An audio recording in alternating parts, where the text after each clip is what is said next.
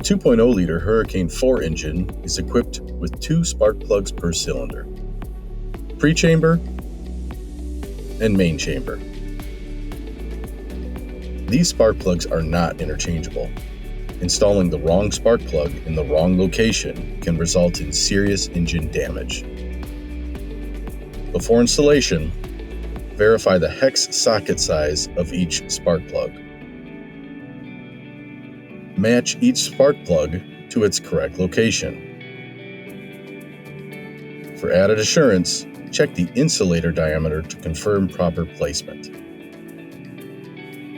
For Mopar spark plugs, a blue line on the pre-chamber insulator is also an indicator. The main chamber spark plugs in positions 2, 4, 6, and 8 use a hex socket size of 16 millimeters or 5/8 of an inch.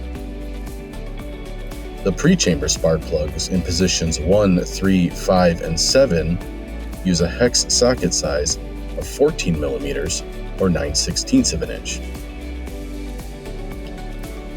6 small protrusions or nubs in positions 1, 3, 5, and 7 indicate the smaller spark plug that fits a 14 millimeter 9/16 of an inch hex socket.